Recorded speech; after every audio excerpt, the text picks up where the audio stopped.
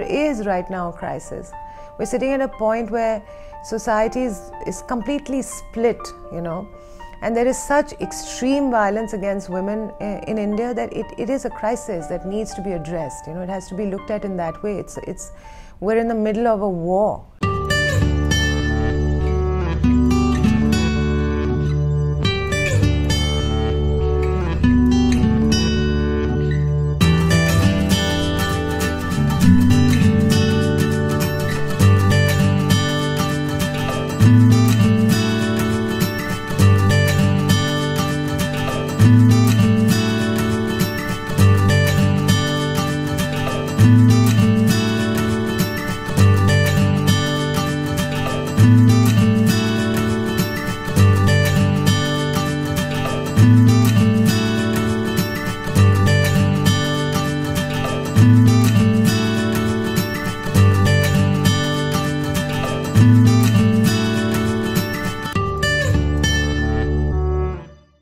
Women have to give up the sense of victimhood.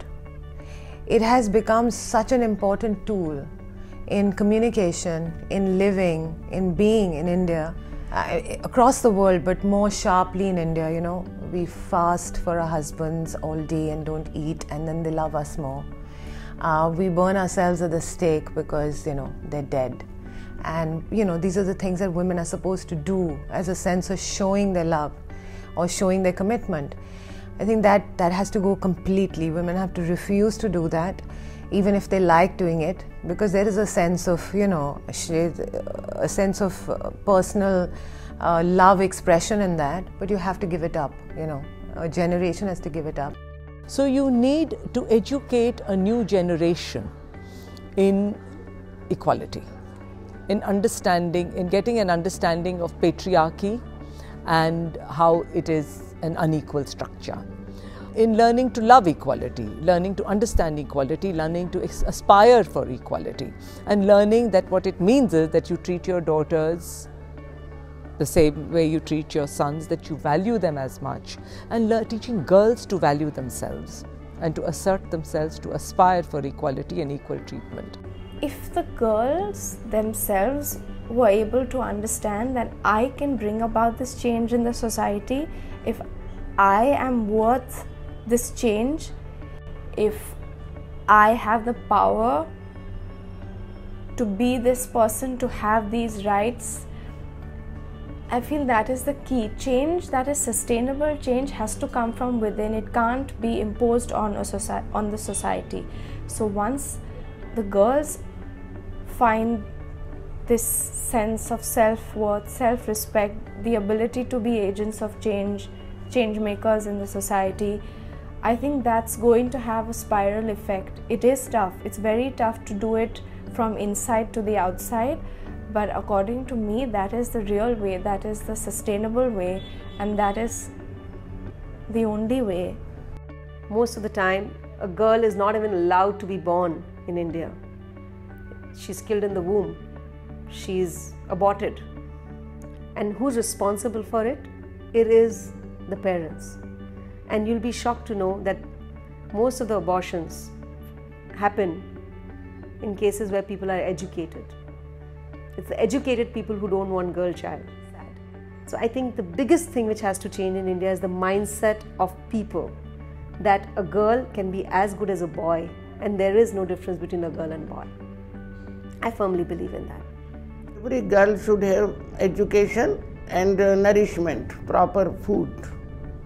Because even these days girls are not given proper food. They say, the mother would say that let the boy eat everything. I mean, I can't imagine a worse hell than having your entire honor and pride sitting in somebody else's body. It can't be a worse situation.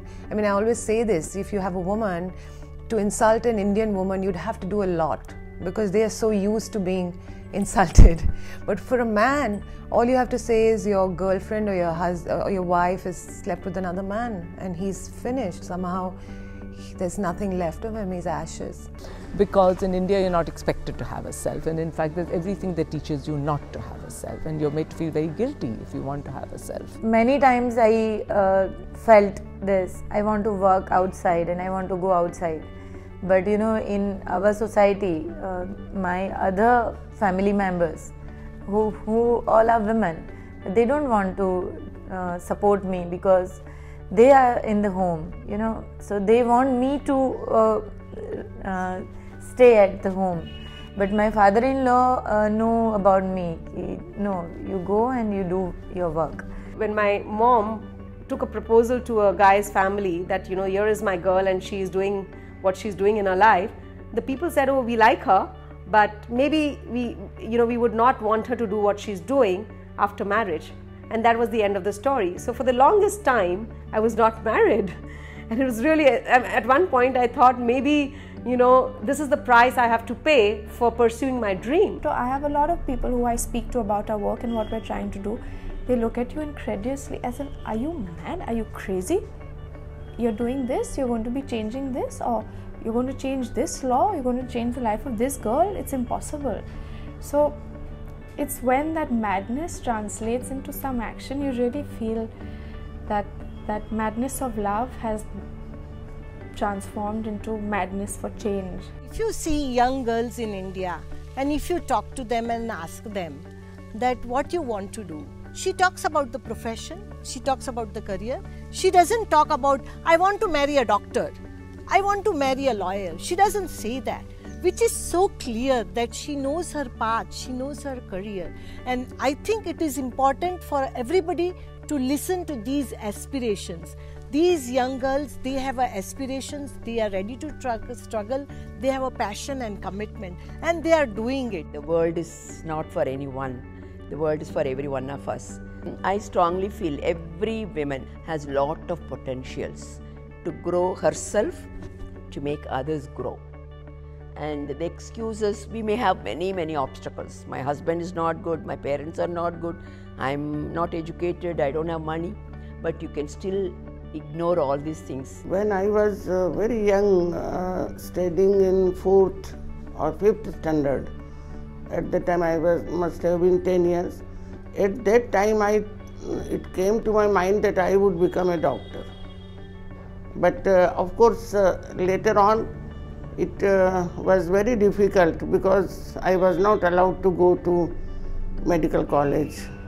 Actually it was not there in the city, so they did not have that money to send me outside. But I just had a fast for 1 month that I would go to medical college only. It is because I pushed education for myself so hard despite odds that I found a self, that I was able to construct one, that I was able to push the limits and boundaries of my life. So education should really be about this. It should be about the self. It should be about how we relate to the self, to the world. And in fact, the world is important because we are who we are, because it is connected to us, to finding connections. And it was the search of that led me to found the school in 1986. And within years, we are seeing the difference in these girls, how they found their voice, how they have aspirations, how they think of themselves as equal people and are able to assert themselves. Women, on the other hand, are used to struggling against every single odd, and so they have initiative, they have imagination, they have they can work hard. Many of them are quite well educated, they look good. I mean, what's going to stop these women? There's less tolerance for corruption, there's less tolerance for gender discrimination, there's less tolerance for religious discrimination, all the remnants of our history. We will move towards our own definition of democracy. That is my fond hope.